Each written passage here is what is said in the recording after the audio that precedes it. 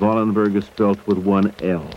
There's no first name, no age, no nationality, no prison number. Welcome to Watch Mojo. And today we're looking at people whose death behind bars is wrapped in uncertain causes or circumstances. Tanisha Chappelle! Emil Hácha.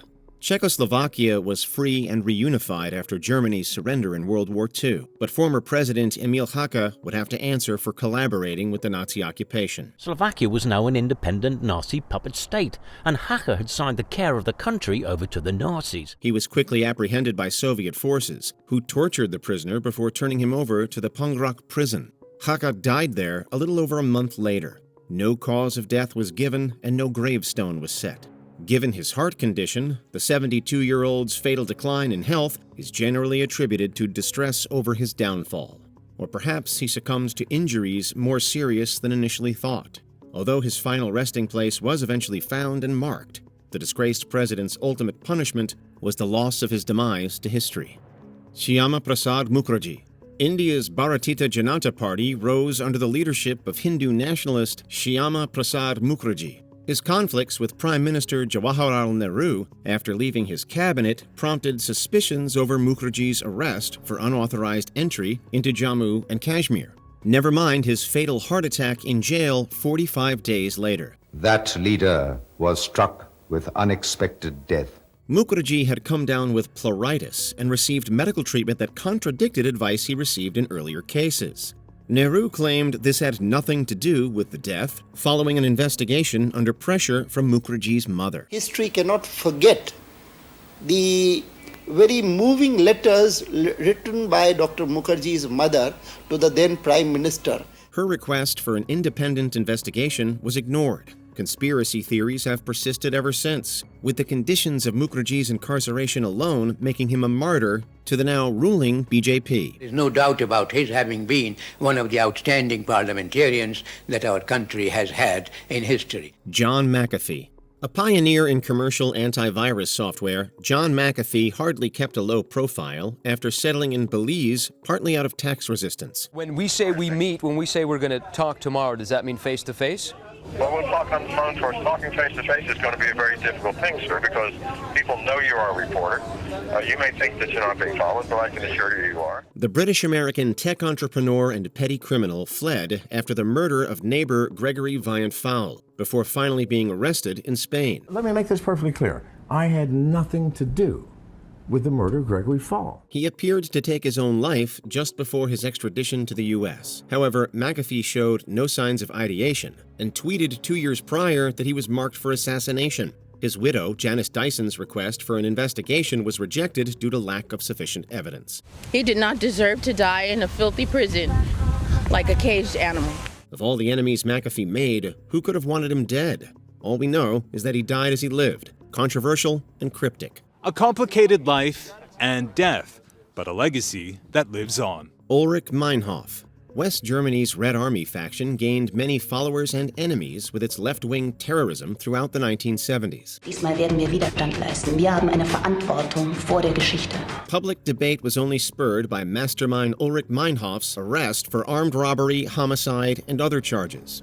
Just over a year after she went to Stoneham prison, she reportedly confided in her sister that she was anticipating her assassination. War überhaupt eigentlich, das muss ich noch dazu sagen, eine Sache, die mir aufgefallen ist bei Ulrike, dass sie immer wieder, also von einer Sekunde zur anderen in doch ziemlich heftige Depressionen verfallen ist, also die geradezu in Abwesenheiten glänzten. Also Shortly thereafter, it was announced that Meinhof had taken her own life. Supporters responded with protests, hunger strikes, and even the murder of Attorney General Siegfried Buback. General controversy surrounded a redacted autopsy and the authenticity of evidence of the RAF's internal conflicts. Whether the West German state was successful in curbing her martyrdom, Meinhof's dubious demise has caused disillusionment across the political spectrum. Oh Gott, ich weiß es nicht. Eddie Murray. A would-be iconic career in Australian football wound up having a somber legacy.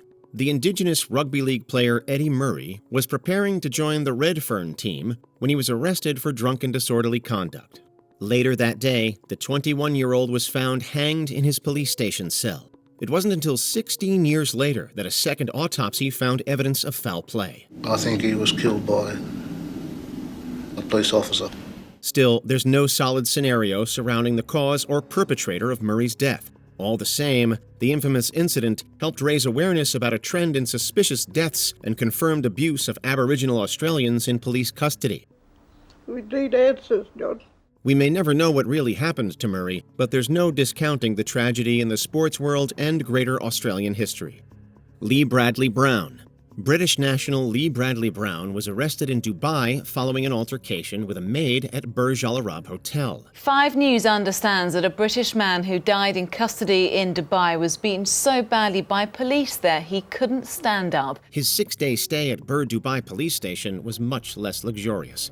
Brown was kept in harsh conditions with other Europeans, then moved to solitary confinement after sustaining injuries purportedly caused by another inmate or himself. The Dubai police stations are absolutely notorious for violence, whether it's from fellow cellmates or from the police themselves. He ultimately died in his cell, supposedly choking on his own vomit after a mental breakdown. However, official and independent autopsies in the UK found no evidence of this and were inconsistent about the severity of physical injuries. Earlier today, I spoke to officials here at the Foreign Office, and they told me that they really are in very close contact with police out in Dubai, and they have stressed the importance of an investigation. Multiple inmates reported witnessing Brown's torture and overhearing guards boast about it. Inquests have opened concerns about tourists' treatment in the UAE, but offer little insight into Brown's final days. Tanisha Chappelle. There's no question that neglect resulted in Tanisha Chappelle's gruesome death in Indiana's Jackson County Jail. But what precisely was being neglected? Tanisha Chappelle died at Schneck Medical Center only hours after being transported from the Jackson County Jail. After she was arrested on suspicion of theft, Chappelle experienced severe illness and distress over the course of 7 weeks. Jail staff refused to believe that her condition was legitimate until she finally succumbed. A post-mortem found a toxic substance in Chappelle's system, but could not identify it or figure out how she was contaminated. The medical reports say she died at 5:42 p.m., less than 3 hours after being admitted.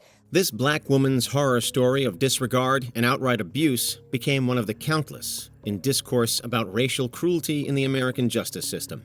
The shamefully cursory investigation into what directly killed Chappelle is evidence enough of that. To this day, losing my baby girl was like watching someone else's life on a movie screen. Kenneth Michael Trentadoo.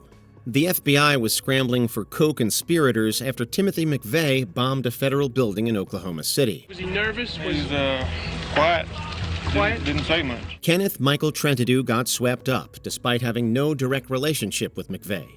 The convicted terrorist himself said this was a case of mistaken identity. Either way, Trentadoo was found hanged in his cell a month after his arrest. The circumstances of his death in the Oklahoma Transfer Center are, to say the least, suspicious. The medical examiner ruled this was the inmate's own doing only after 3 years of harassment by the FBI.